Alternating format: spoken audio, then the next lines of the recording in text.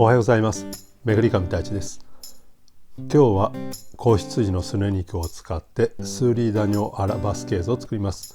使う食材はシンプルにパプリカ、ニンニク、すね肉になります。今回使うすね肉は後ろ足のすね肉になります。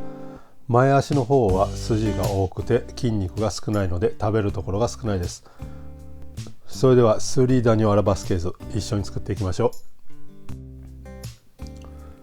それではパプリカよく洗ってまず半分に切って種と中の白い部分を取り除いていきます。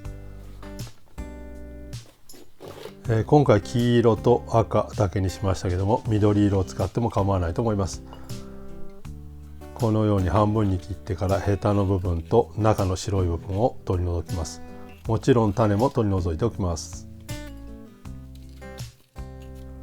料理名でバスケーズとつくと基本的にパプリカが入っています。今回ブレゼしていくときにコンカッセトマトとフォンダニョを入れています。またフォンダニョ作り方他に動画がありますのでそちらを参考にしてください。きれいに種が取れて中の白い部分が取れたらまず半分に切ってこのままバトネに切っていきます。今回バトネにしましたけども、もちろん好みでブルノワーズ、ミルポアにしてもいいですし、もちろん皮も剥いても構わないと思います。今回は皮を剥かずにそのままバトネに切っています。ニンニクはエプルシェして半分に切って芽を取っています。すべて切り終わったらカードを使って器に移し替えておきます。それでは肉の方を焼いていきます。ココット鍋に多めのオリーブオイルをひいて汗染め、塩コショウで下味をつけたすね肉を焼いていきます。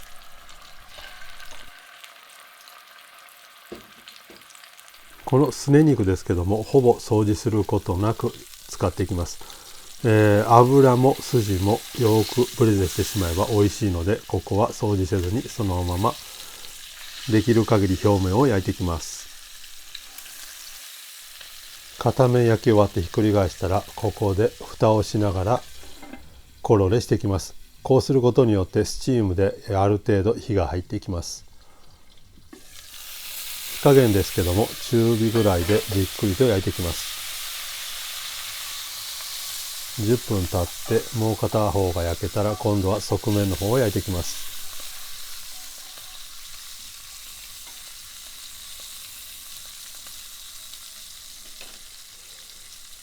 このようにコロレをしながら蓋をするとゆっくりと鍋が当たっていない部分にも中の蒸気で火が入ってきます。また10分経ちました。それでは最後の面を焼いていきます。このようにきれいにうまみがキャラメリゼしてより美味しくなりますので焦がさないようにきれいに焼いていきます。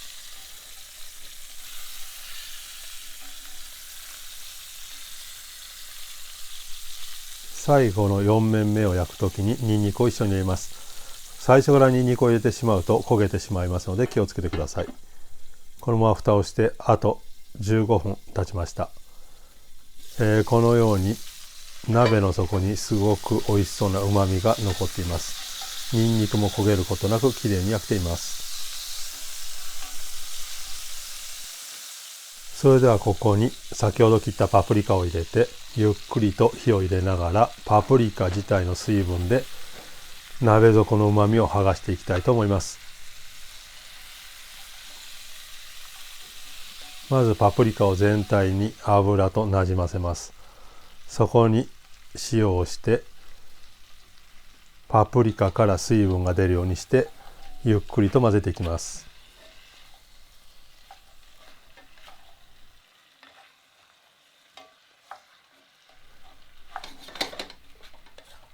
塩と油がパプリカ全体に混ざったらここで蓋をしてゆっくりとシュエしていきたいと思います。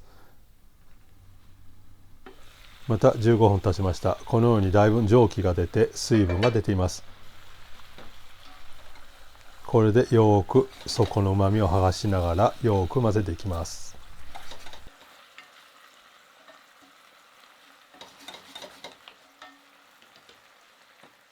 ここでフォンダーニョを入れます。フォンダーニョの取り方また動画がありますので、そちらを参考にして取ってみてください。もちろんフォンダーニョのストックがなければフォンドボーでも構いません。続いてトマトコンカッセを入れます。このトマトコンカッセの作り方も他に動画がありますので、そちらを参考にして作ってみてください。フォンとトマトコンカッセが入ったら全体的によく混ぜてなじませて、ここでまた蓋をしてブレゼしていきます。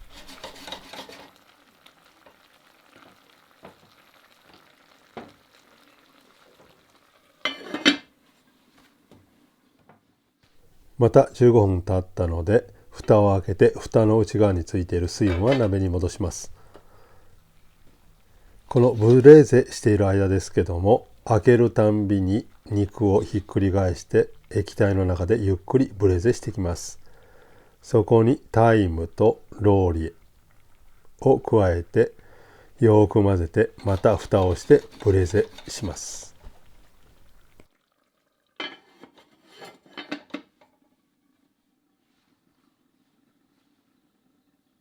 また15分経ったので蓋を開けて水分を戻してすね肉をひっくり返します。このようにだいぶ肉が、筋肉の部分が縮んで骨から外れ出してきています。だいぶ火が入ってきている証拠です。またひっくり返してこのように美味しいキウイシソンの中につけながらゆっくりとブレーゼしていきます。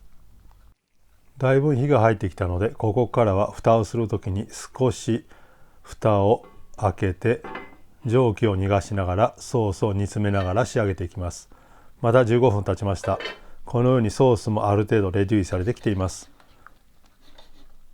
またすね肉をひっくり返して美味しい液体でじっくりとブレゼしていきます。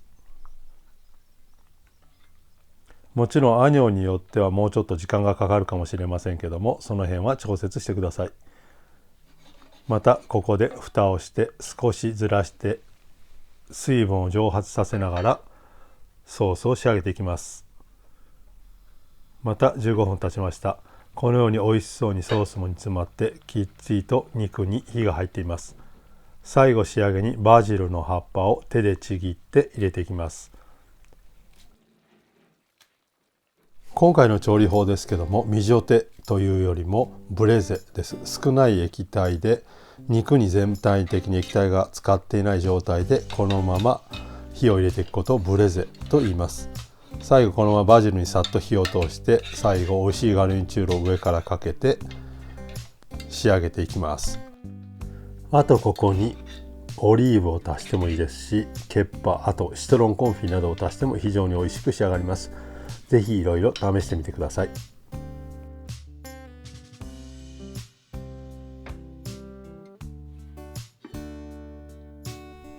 今回はこのままシェアするような形でココット鍋のまま提供します。これに合うガルニチュールですけども、じゃがいも系、あとショートパスタ、あとリーピラフ、もちろんレギューモンココットなどもいいですし、いろいろなタイプのガルニチュールが合うと思います。ぜひ試してみてください。それではお疲れ様でした。ボナペティー。